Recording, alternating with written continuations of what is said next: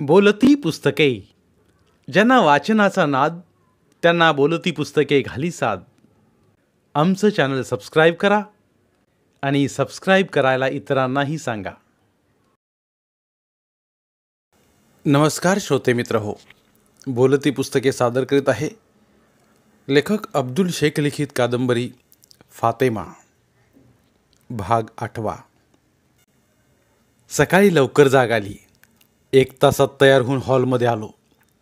बीबीने चहा आणून दिला. किचनमधून भांड्यांचा आवाज ऐकू येत होता. आजचा चहा आणि जेवण इथेच फातेमाच्या घरात तयार होत असल्याचं यावरून कळलं. बीबी 2 बायका संगतीला घेऊन आमचा पाहुणचार करायला सिद्ध झाली होती. चहा पीत पीत हॉलचं निरीक्षण करू लागलो. एखाद्या लक्षाधीश व्यक्तीच्या घरात असायला हव्यात त्या सर्व सुखसोयी सुविधा उपलब्ध होत्या. भिंतीवर अनेक फोटो फ्रेम होत्या. वेगवेगळ्या प्रसंगी काढलेले हैदर आणि फातेमाच्या 3-4 फोटो होत्या. फोटोत दोघांच्याही चेहऱ्यावर आनंद आणि समाधान ओसंडून वाहत असल्याचं जाणवलं. फोटोत हैदर आणि फातेमाची जोडी अगदी शोभून दिसत होती. या जोडीला कोणाची दृष्टी लागली असेल? दोघे वेगळे होण्यामागे काय कारण असावे? माझ्या मनातील विचार थांबत नव्हते. सकाळी बरोबर 10 वाजता आमची जेवणं उरकली. वाघमारे साहेबांनी कासिमला हॉलमध्ये बोलावून आणायला सांगितलं. त्याच्याकडून पुढील माहिती घ्यायची होती. कासिम आला. साहेबांनी कासिमला विश्वासात घेऊन बोलतं केलं. कासिम बोलू लागला. हैदर आणि फातेमाच्या आयुष्यातील एक एक पट उघडून दाखवू लागला.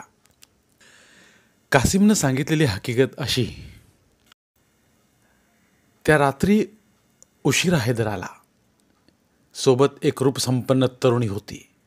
ही फातेमा होती. हैदरच्या घरात कोणी बाई माणूस नव्हतं. कामासाठी येणाऱ्या बायका आपलं काम करून जात होत्या. झोपायची एकच बेडरूम होते. फातेमासाठी त्या रात्री हैदरने स्वतंत्र रूम उघडून दिली. सकाळी हैदरच्या अगोदर फातेमा जागी झाली. रूमला लागूनच बाथरूम होतं. आपल्या सर्व विधी उरकून फातेमा बाहेर आली. नवीन जागा होती. जागेची, घराची नीटशी माहिती नसलेली फातेमा अवघडून गेली. किचनमधील सामानांची नीटशी माहिती नव्हती.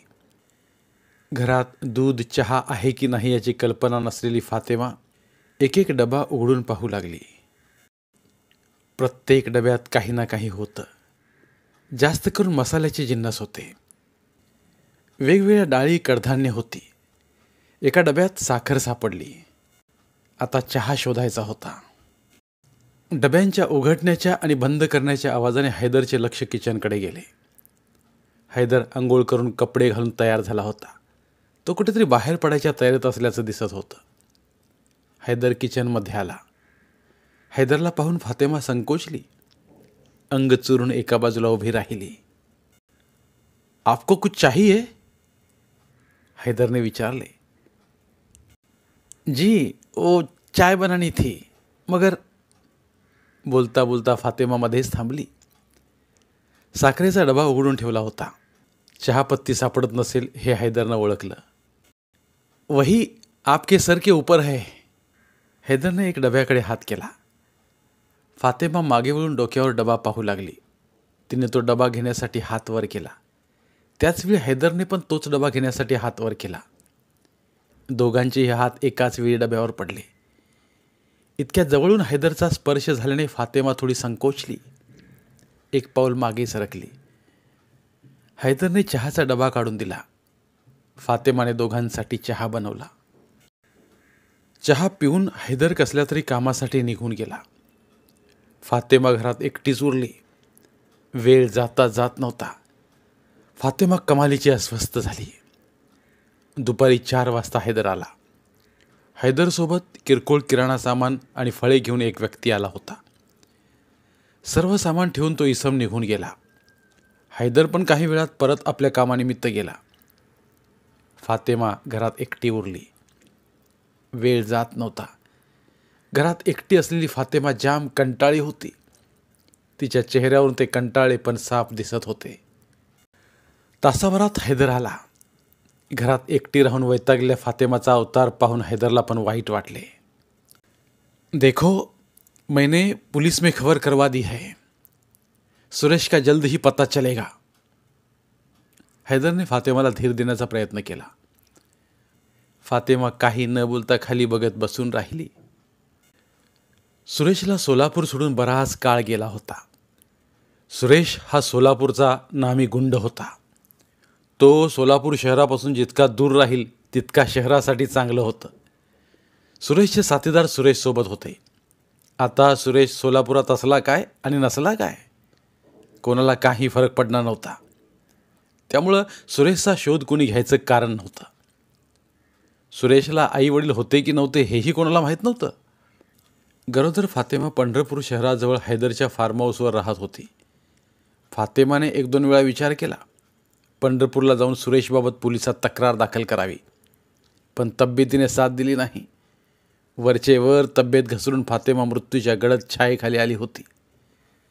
हैदरमुळे फातेमा मरणाच्या दारातून परत आली आणि आज हैदरने सुरेशला शोधण्यासाठी पोलिसात तक्रार दिली होती. हैदरचे फातेमावर उपकाराचे ओझे वाढत चालले होते. मैंने पुलिस में खबर करवा दी है, अब आप फिक्र करना छोड़ दे, सुरेश का बहुत जल्द पता चलेगा. हैदरने फातेमाला पुन्हा समजावण्याचा प्रयत्न केला, तरी पण फातेमा मूक नजरेनं खाली पाहत राहिली.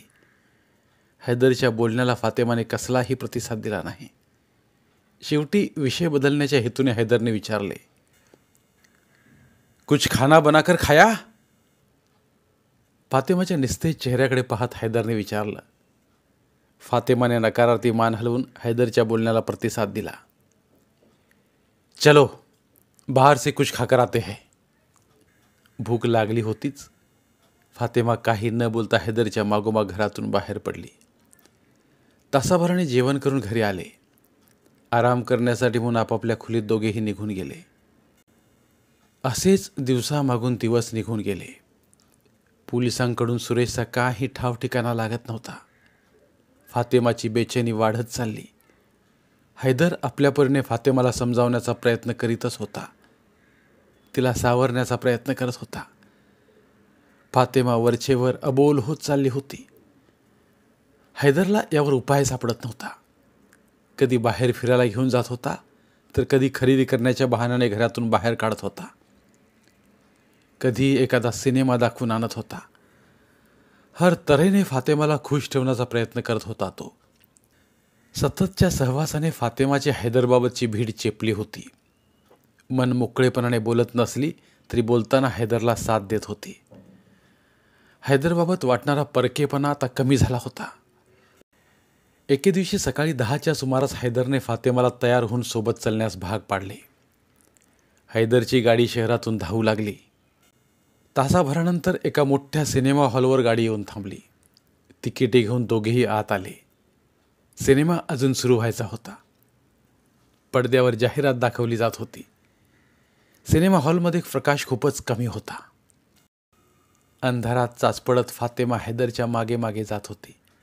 एका ठिकाणी कशाला तरी फातेमा अडकळली. आपला तोल जाऊन आपण खाली पडणार हे लक्षात येताच आधारासाठी फातेमाने हैदरचा हात घट्ट पकडला. हैदरने पण तिला आधार देत सावरले. सिनेमा हॉलच्या एका कर्मचाऱ्याने बॅटरीच्या उजेडात रस्ता दाखवत रिकाम्या खुर्च्यावर आणून बसवलं. फातेमाचा हात अजूनही हैदरच्या हातात तसाच होता. दोघांनी हात सोडून घेण्यासाठी प्रयत्न केले नाहीत. हातात हात गुंफून बसून राहिले. सिनेमा चांगला रंगात आला होता. नटनटी गाणे गात एकमेकांच्या मागे पुढे धावत होते. पडद्यावरील दृश्यात आपणच आहोत असा भास फातेमाला होत होता. हैदर आपल्या मागे पुढे धावत गाणे गात आहे असं वाटू लागलं. फातेमाच्या भावना चाळवल्या गेल्या. हैदरच्या हातावर पकड अजूनच घट्ट झाली. फातेमाच्या मनात काय चालले असावे याचा अंदाज हैदरला येत होता. हैदरची अवस्था नव्या प्रेमी युगलासारखी होत चालली. सिनेमा संपला. दोघेही बाहेर आले. सिनेमाची धुंदी अजूनही होतीच. चेहऱ्यावर एकमेकांबद्दल आकर्षण जाणवत होतं. हातात हात गुंफून दोघेही गाडीपर्यंत आले. बाहेरच कुठेतरी जेवण करून मग घरी जावं असं हैदरनं ठरवलं. दोघेही एका हॉटेलवर गेले. जेवण उरकून गाडीजवळ आले तर पाहतात तो काय, रस्त्याकडेला जिथे गाडी उभी होती तिथली गटारं तुंबली होती. गटाराचे पाणी रस्त्यावरून धावत होते. पाण्यातून वाट काढत हैदर गाडीकडे गेला. फातेमा रस्त्याच्या कडेला गाडीची वाट पाहत थांबली. हैदरने गाडी फातेमाजवळ आणून उभी केली. फातेमा गाडीत बसणार इतक्यात कोणत्या तरी राजकीय नेत्याच्या गाड्यांचा ताफा भरधाव वेगात गटाराच्या पाण्यातून गेला. गटाराचे पाणी फातेमाच्या अंगावर उडाले. अंगावर कपडे खराब झाले. स्वतःला वाचवण्याच्या प्रयत्नात असल्या फातेमाची भंबेरे उडाली. विचित्र हावभाव करत फातेमाने उडणाऱ्या पाण्याकडे आपली पाठ करून उडणाऱ्या पाण्यापासून स्वतःला वाचवण्याचा प्रयत्न करू लागली. फातेमाची उडालेली ही त्रेधा त्रिपीठ 2 डोळे टिपत होते. नेत्याच्या कारकडे फातेमाचे तोंड होते. कारमधील नेता फातेमाकडे पाहत होता. वेगात कार जात असतानाही त्याची नजर फातेमावर पडली होती. नेत्याच्या गाड्यांचा ताफा सुसाट वेगाने निघून गेला. जाता जाता फातेमाचे प्रतिबिंब नेत्याच्या मनात कोरून गेला. आता लवकर घरी जाऊन कपडे बदलणे आवश्यक झाले. स्वतःला सावरत फातेमा कशीबशी गाडीत बसली. घरी आल्यावर अगोदर बाथरूम गाठले. हैदरचे पण पाय पाण्याने घाण झाले होते. तोही त्याच्या बाथरूमकडे गेला. इकडे फातेमाने आपले कपडे काढून टाकले. स्वच्छ आंघोळ करून अंगावरील घाण धुवून टाकली. टॉवेलने अंग पुसून दुसरे कपडे घालण्यासाठी हात पुढे केला. हे काय? कपडे बदलण्यासाठी दुसरे कपडे तर घेतलेच नव्हते. फातेमा विचारात पडली. आता कपडे कसे घेणार? असेच ओले टॉवेल गुंडाळून रूमकडे जावे का? पण हैदर आहे ना घरात. असलाच तर त्याच्या रूममध्ये असेल ना. इतक्यात तो बाहेर थोडाच येणार आहे. पटकन रूम गाठावी. विचार पक्का करून वक्षस्थळापासून खाली उघड्या मांड्यांपर्यंत ओला टॉवेल गुंडाळून फातेमा बाथरूममधून बाहेर पडली. इकडे हैदरने हात पाय स्वच्छ धुवून आपले कपडे बदलले. शर्ट काढून अंगात बनियन तसाच राहू दिला. कमरेला लुंगी गुंडाळी. चहाची इच्छा होत होती. फातेमाला चहा करायला सांगायला पाहिजे. रूममधील पाणी संपले होते. किचनमधून पाणी आणायला हवे.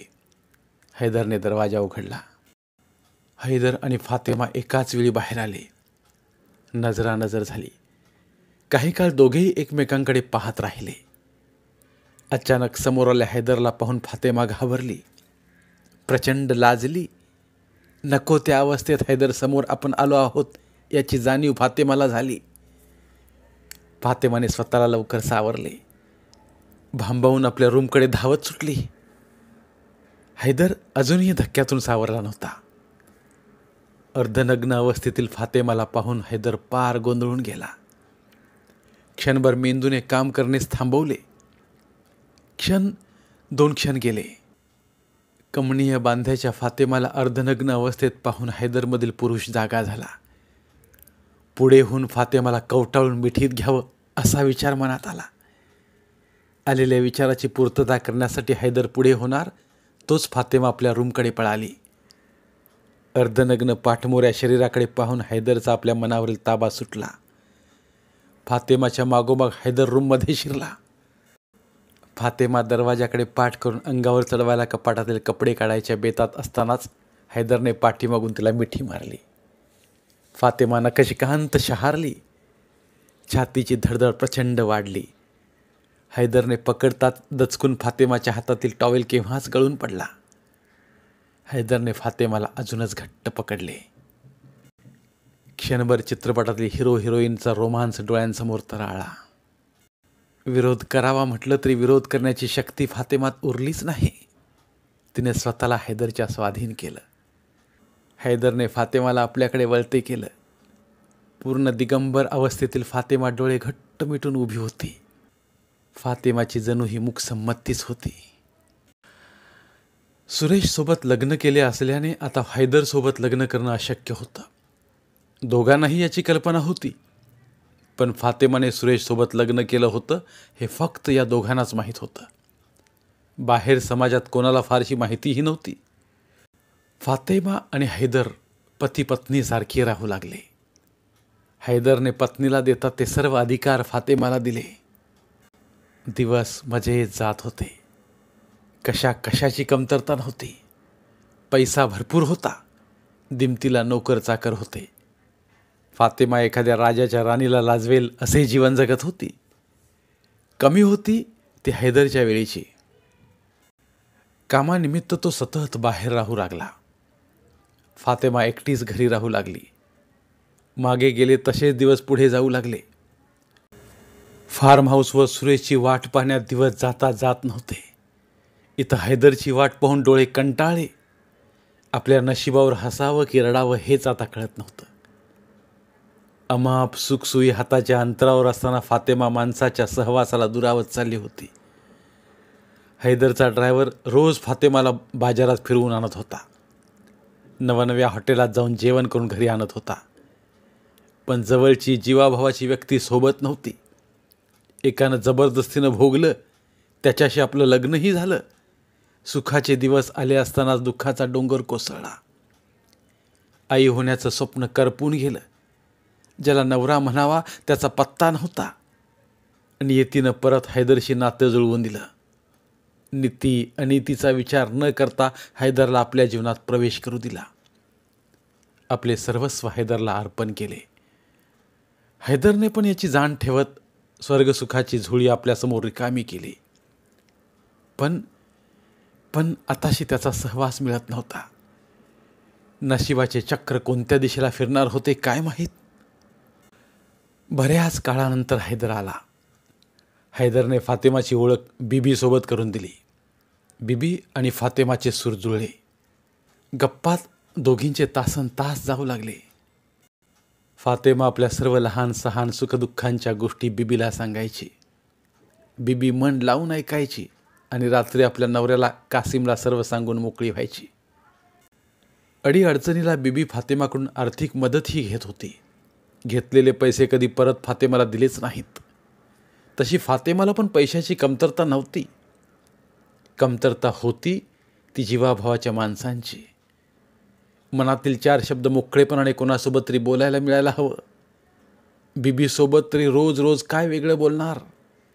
वेगळे काही सांगायला काही नवीन तरी घडायला पाहिजे ना. हैदरचा सहवास खूपच कमी मिळू लागला. राहून राहून किती दिवस एकटंच घरात राहणार. आता फातेमा जाम वैतागली. फातेमाने एकदा आपल्या घरी आईवडिलांकडे जाऊन यावं असं बीबीने सुचवलं. पण कोणत्या तोंडाने आपण घरी जावं या विचारात फातेमा पडली. घरी गेल्यानंतर काय सांगावं. एकासोबत लग्न केलं आणि दुसऱ्यासोबत संसार मांडला हे कसं सांगणार. काय म्हणतील आई वडील. नको, घरी जायलाच नको. यावर बीबीने नामी शक्कल लढवली. सुरेशच्या बाबत घरी काहीच सांगायचं नाही. हैदरशी लग्न करून आपण खूप खूप समाधानी आहोत हे घरी सांगायचं. ठरलं. 3 वर्ष होऊन गेले होते घर सोडून. कसे असतील आई वडील.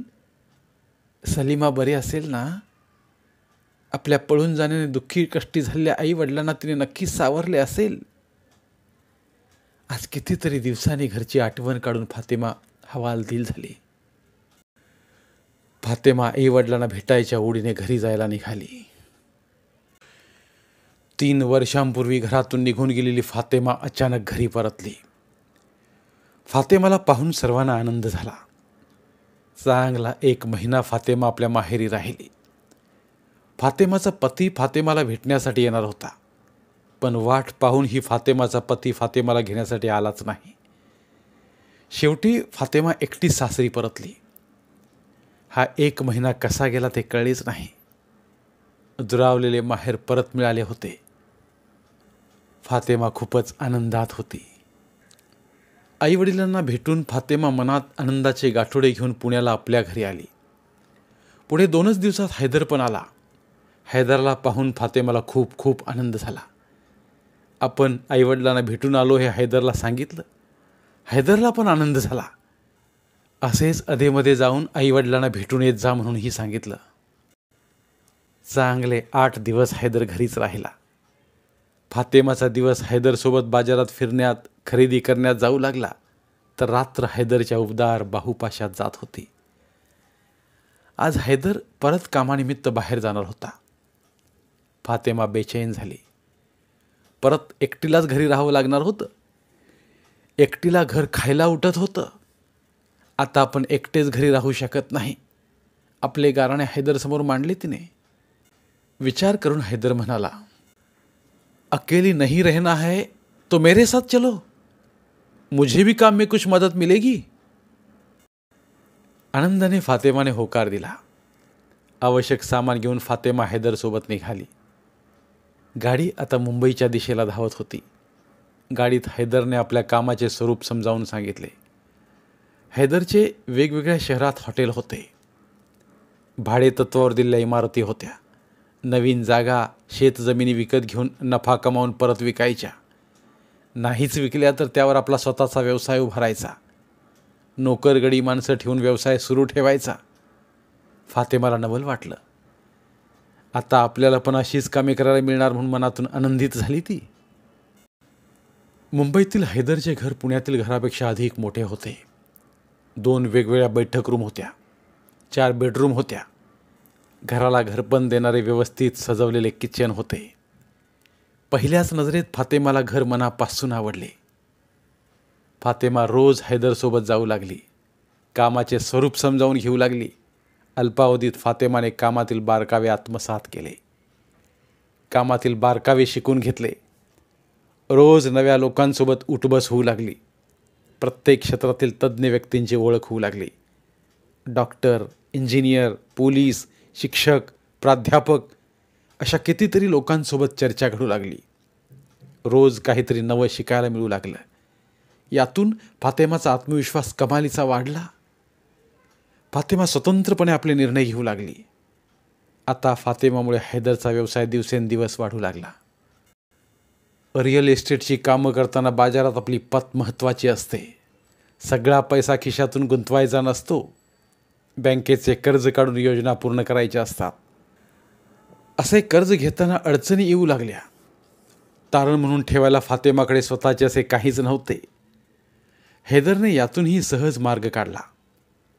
आपली बरीचशी मालमत्ता हैदरने फातेमाच्या नावे केली. फातेमाने भरपूर विरोध केला, पण ऐकेल तो हैदर कसला. फातेमाच्या विरोधाची पर्वा न करता करोडो रुपयांची मालमत्ता फातेमाच्या नावे केली. याचा फायदाच झाला. आता बँकेचे काम चुटकीसरसे होऊ लागले. फातेमाचे वजन मार्केटमध्ये वाढू लागले. रिअल इस्टेटची कामं हातोहात मिळत गेली. एके दिवशी दुपारी फातेमा आपल्या ऑफिसमध्ये बसले असताना पाटील नावाचे एक राजकीय व्यक्ती आले. कधी काळी राजकारणात पाटील साहेबांचा प्रचंड दबदबा होता. कालांतराने राजकीय वजन कमी होत गेले. आता फक्त खादीचे कपडे वापरतात म्हणून पाटील साहेबांना राजकीय व्यक्ती म्हणायचं. तर या पाटील साहेबांनी समुद्रकिनारी खूप मोठी जागा खरेदी करून ठेवली होती. आता तिथे इमारत बांधायची होती. त्यासाठी शासनाच्या बऱ्याच परवानग्या आवश्यक होत्या. पण या पाटील साहेबांना सत्ताधारी पक्ष दाद देत नव्हता. सत्तेत असतानाच्या कालावधीत पाटील साहेबांनी बऱ्याच जणांची होणारी प्रगती अडवली होती. आज पाटील साहेब सत्तेपासून दूर जाताच सत्ता हाती असणारी लोक पाटील साहेबांच्या प्रत्येक कामात खोडा घालत होते. पाटील साहेबांना कोणीतरी फातेमाचे नाव सुचवले म्हणून पाटील साहेब फातेमाला भेटायला आले होते. पाटील साहेबांची इच्छा होती फातेमाने बांधकामासाठी शासनाच्या परवानग्या मिळवून द्याव्या. मोबदलाहून नफ्यातील 10% रक्कम फातेमाच्या कंपनीला मिळणार होती. पण फातेमाची अडचण वेगळीच होती. लोकांना अशा प्रकारे परवानग्या कधी मिळवून दिल्या नव्हत्या. स्वतःसाठी आवश्यक असणाऱ्या परवानग्या फातेमा हातोहात मिळवत होती. पण आता पाटील साहेबांना परवानग्या कशा मिळवून द्यायच्या. काम नवीन होतं. हैदरचा सल्ला आवश्यक होता. पाटील साहेबांकडून विचार करायला वेळ मागून घेतला. दुसऱ्या दिवशी फातेमाने पाटील साहेबांविषयी हैदरशी चर्चा केली. असल्या कामात न पडण्याचा प्रामाणिक सल्ला हैदरने दिला. न जाणो पुढे काही समस्या उद्भवल्या तर हैदरची कंपनी अडचणीत येणार होती. हैदरचा सल्ला फातेमाला पटला. दुसऱ्या दिवशी पाटील साहेबांना स्पष्ट नकार कळवला.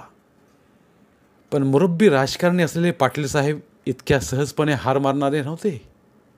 त्यांनी पूर्ण प्रकल्प प्रोजेक्ट हैदरच्या नावे करून बदल्यात नफ्यातील 20% रक्कम पाटील साहेबांना मिळावी असे सुचवले. करोडो रुपयांची डील इतक्या सहज मिळत आहे हे पाहून फातेमा मनातून खुश झाली.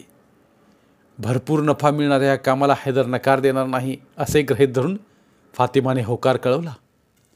घरी जाऊन हैदरला याबाबत सांगायचंही मनोमन पक्का केलं. पण झालं उलटंच. कामानिमित्त हैदर नागपूरला गेला. त्याच्याशी लवकर संपर्क होऊ शकला नाही.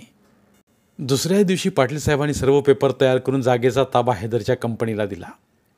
जमीन ताब्यात येताच फातिमाने इंजिनियरमार्फत नव्याने बांधकामाचे नकाशे तयार करून परवानगीसाठी मंत्रालयातील बांधकाम विभागाला सादर केले. इमारतीला नाव दिले सावली. 4 महिने उलटले तरी परवानग्या मिळाल्या नाहीत. कागदी घोडे संत गतीने धावत होते. वेळेत सावली इमारत बांधायची होती. अडकून पडलेले पैसे लवकर मोकळे व्हायला पाहिजे होते. आपण स्वतः जाऊन चौकशी करावी असे ठरवून फातिमा मंत्रालयात पोहोचली. राज्याचे बांधकाम मंत्री जागेवरच नव्हते. कुठेतरी दौऱ्यावर होते. वाट पाहण्याशिवाय गत्यंतर नव्हतं. दुपारनंतर बांधकाम मंत्री येणार होते. फातिमा ऑफिसमध्येच थांबली. ऑफिसमधील अधिकाऱ्यांशी बोलण्यात बराच वेळ गेला. आपले काम का होत नाही याची चौकशी केली.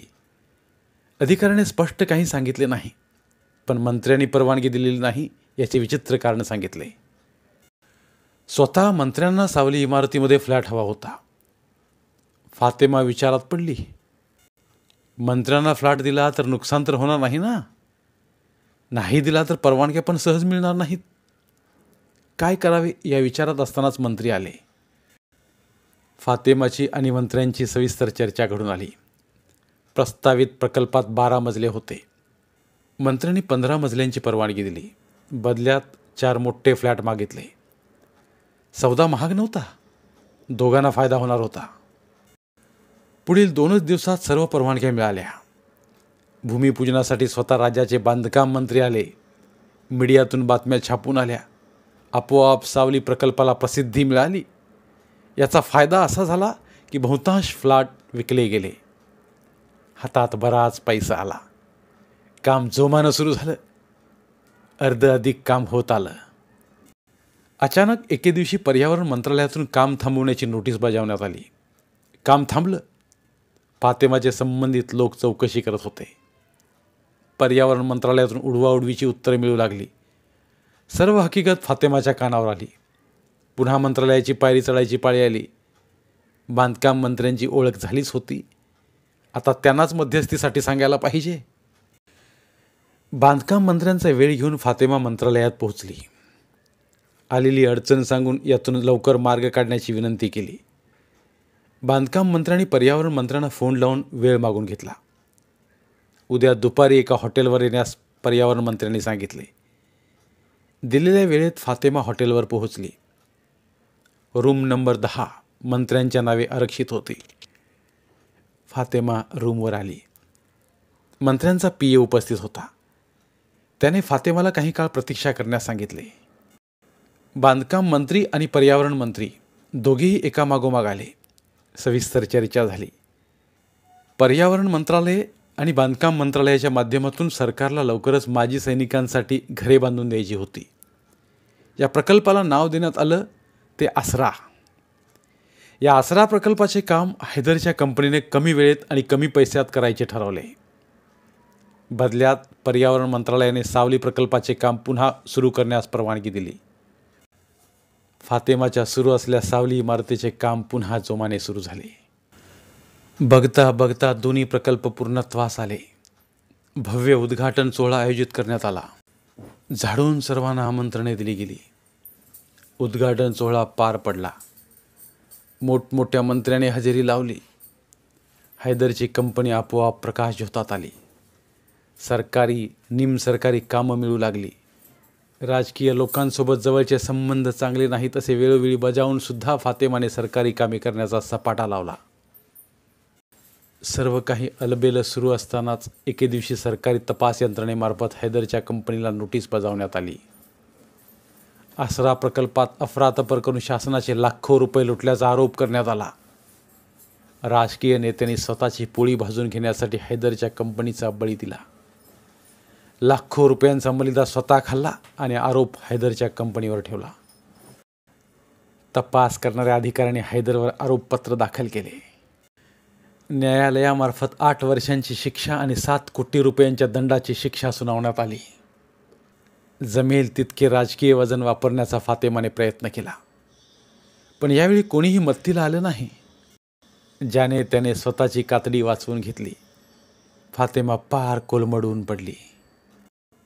वेळेत हैदरने दिलेला सल्ला ऐकला असता तर आज ही वेळ आली नसती. हैदरने अनेक वेळा बजावले होते, या पुढाऱ्यांच्या नादी लागू नको. वेळ आल्यास ही लोक साथ देणार नाहीत, उलट जास्त त्रास देतील. आणि झाले पण असेच. फातेमाला सोबत घेऊन लाखो रुपयांची माया कमवणारे नेते मंडळी आज अंतर ठेवून वागत होती. अनेक कारणं दाखवून फातेमाची भेट नाकारत होती. फातेमावर आव्हाळ कोसळले. हैदरची तुरुंगात रवानगी करण्यात आली. दंड भरावा लागला तो वेगळाच. निराश होऊन फातेमा पुण्याला परत आली. मोठमोठ्या वकिलांचा सल्ला घेतला, पण कोणीच मत तिला आलं नाही. एके दिवशी सकाळी पाटील साहेब फातेमाला भेटायला आले. हे तेच पाटील साहेब होते ज्यांनी अगोदर सावली प्रकल्पाचे काम फातेमाला दिले होते. पाटील साहेबांनी फातेमाला पुण्यातील आमदाराला भेटून आपल्यावर कसा अन्याय केला गेला याची माहिती द्यावी असा सल्ला दिला. बुडत्याला काडीचा आधार. फातेमा आमदार साहेबांना भेटायला गेली. सर्वजण या आमदार साहेबांना काका म्हणून हाक मारायचे. या काकांनी सर्व माहिती ऐकून घेतली. आपल्या परीने शक्य तितकी मदत करण्याचे आश्वासन दिले. फातेमाच्या समोरच 4-5 ठिकाणी फोन करून हैदरबाबतचे केस पेपर लवकर आपल्या ऑफिसवर पाठवून देण्याच्या सूचना दिल्या. महिना उलटला. फातेमा परत एकदा काकांच्या ऑफिसला पोहोचली. काकाने एका केंद्रीय मंत्र्यांच्या नावे पत्र देऊन फातेमाला त्यांना भेटण्यास सांगितले. दंडाची रक्कम भरली होती, पण हैदर अजूनही अटकेतच होता. हैदरला सोडवणे आवश्यक होते. फातेमा दिल्लीला पोहोचली. दिवसामागून दिवस जात होते. मंत्र्यांची भेट होत नव्हती. रोज मंत्र्यांच्या ऑफिसवर चक्रा मारून फातेमा हैराण झाली. एके दिवशी दुपारी 4 वाजेपर्यंत फातेमा ऑफिसवर थांबली. मंत्री ऑफिसला येणार होते, तसे ते आले. मंत्र्यांना भेटण्यास अनेक लोक आली होती. एक एक जण भेटून येत होता, जात होता. सर्वात शेवटी फातेमा थांबली होती. तिला सविस्तर बोलण्यासाठी जास्त वेळ हवा होता. मंत्र्यांनी आत बोलावताच अदबीने फातेमा मंत्र्यांच्या केबिनमध्ये गेली. स्थूल शरीरयष्टीचे मंत्री खुर्चीला टेकून बसले होते. काकाने दिलेलं पत्र दाखवून फातेमाने मदतीची याचना केली. सर्व माहिती ऐकून मंत्र्यांनी लवकरच यावर तोडगा काढण्याचे आश्वासन दिले. मदतीची अपेक्षा ठेवून आलेल्या फातेमाचा भ्रमनिरास झाला. ठोस मदत मिळत नव्हती. काळ आपल्या गतीने पुढे सरकत होता. बघता बघता हैदरला अटक होऊन 1 वर्ष होत आलं. राजकीय नेत्यांच्या ऑफिसच्या चक्रा मारून फातेमा थकून गेली. हैदरच्या सुटकेची आशा धुसर होत चालली. कोणीतरी नागपूरच्या पालकमंत्र्यांना भेटण्याचा सल्ला दिला. आजपर्यंत इतके उंबरटे झिजवले, आता अजून एक. पालकमंत्री नागपूरला वास्तव्य करून होते. पुण्याहून फातेमा नागपूरला निघाली. पहिल्याच प्रयत्नात मंत्र्यांची भेट झाली. सर्व हकीकत ऐकून मंत्र्याने हैदरला सोडवण्याचे ठोस आश्वासन दिले. इतक्या दिवसात आज आशेचा किरण दिसत होता. मंत्र्यांनी 4 दिवसानंतर परत येऊन भेटण्यास सांगितले. 4 दिवसासाठी पुण्याला कशाला जायचे? इथेच नागपूरमध्ये फातेमाने लॉजवर रूम घेतली. मंत्र्यांच्या ठोस आश्वासनाने मनावरील ताण जरा कमी झाला होता. या 4 दिवसात फातेमाने संपूर्ण नागपूर शहर पाहून घेतले. नवीन उद्योग सुरू होत होते. मोठमोठ्या इमारती बांधल्या जात होत्या. शॉपिंग मॉल्स तयार होत होती. फातेमाने मुंबईमध्ये अनेक प्रकल्प पूर्णत्वास नेले होते. कामाचा दांडगा अनुभव आला होता. इथे नागपूरमध्ये कामाला बराच वाव मिळणार होता. हेही फातेमाने बरोबर हेरले. हैदरला झालेल्या शिक्षेत दंडापोटी 7 कोटी रुपये भरले होते. 7 कोटी रुपयांचे नुकसान हैदरच्या कंपनीला सोसावं लागला होता. इथे नागपूरमध्ये प्रयत्न केला तर बरेच प्रकल्प हाती लागण्याची शक्यता होती. गेलेला पैसा परत मिळवता येणार होता. ठरल्याप्रमाणे फातेमा पालकमंत्र्यांना भेटण्यास निघाली. यावेळी मंत्र्यांनी शासकीय विश्रामगृहावर बोलावले होते. मंत्री महोदय एकटेच आपल्या दालनात बसले होते. पीए दालनाबाहेर थांबला होता. फातेमाला आत सोडण्यात आलं. मोठी उमेद घेऊन फातेमा आली होती. मंत्री महोदयाने टेबलाच्या दुसऱ्या बाजूला असलेल्या खुर्चीवर बसायला सांगितलं. एक फाईल काढून फातेमाच्या समोर ठेवली. फातेमा प्रश्नार्थक नजरेनं मंत्र्यांकडे पाहू लागली. उघडून पहा, हाताच्या इशाराने मंत्र्यांनी सांगितलं. फातेमाने फाईल हातात घेतली. एक एक पान चाळून पाहू लागली. हैदरच्या अटकेवर कोर्टाने स्टे दिला होता. आजच हैदरची जामिनावर सुटका केली जावी असे आदेश होते. 2 व्यक्तींची कमिटी स्थापन करून नव्याने हैदरच्या केसचा तपास करावा असा आदेशही पोलिसांना दिला होता. फातेमाचा जीव भांड्यात पडला. हैदरच्या सुटकेचा मार्ग मोकळा झाला होता. फातेमाने मंत्र्यांचे आभार मानले, पण खरी खेळी तर अजून पुढे होती. फुकटात काम करतील ते पुढारी कसले? मंत्री महोदयांनी हैदरच्या सुटकेच्या बदल्यात फातेमाकडून शरीर सुखाची मागणी केली. सोबत रिअल इस्टेटचा दांडगा अनुभव असलेल्या फातेमाने इथे नागपूरमध्ये राहून आपल्या कंपनीमार्फत नवे प्रकल्प सुरू करावेत. प्रत्येक प्रकल्पातून मिळणाऱ्या नफ्यातील ठराविक रक्कम मंत्र्यांनी मागितली. फातेमाच्या पायाखालची जमीनच सरकली. एक वेळ पैशाची मागणी ठीक होती, पण शरीर सुखाची मागणी कशी पूर्ण करणार? इकडे आड तिकडे विहीर अशी अवस्था झाली. नकार द्यावा तर हैदरची सुटका होणार नव्हती. हैदरवर जो नामुष्कीचा डाग लागला होता तो पुसला जाणार नव्हता. काय करावं हे सुचेना. डोक्यात विचारांचे वादळ उठले. डोकं भणभणू लागलं. आपण खोल दरीत कोसळत आहोत असं वाटू लागलं. डोकं गच्च हातात धरून दीर्घ श्वास घेऊन फातेमा स्वतःला सावरण्याचा प्रयत्न करीत होती. मंत्री महोदय घाई करीत होते. त्यांना आता लगेच फातेमाचा होकार किंवा नकार हवा होता. ते फातेमाला विचार करण्यास थोडाही वेळ द्यायला तयार नव्हते. वेळ देतीलच कसे? मुंबईत गटाराचे पाणी फातेमाच्या अंगावर उडाले तेव्हा याच मंत्र्यांची नजर फातेमावर पडली होती. रूपसंपन्न फातेमाची मनात कोरलेली छवी आज पण मंत्र्यांच्या मनात ठाण मांडून बसलेली होती. मंत्री असे अचानक आपल्याकडे शरीर सुखाची मागणी करतील अशी पुसटशीही कल्पना फातेमाला आली नव्हती.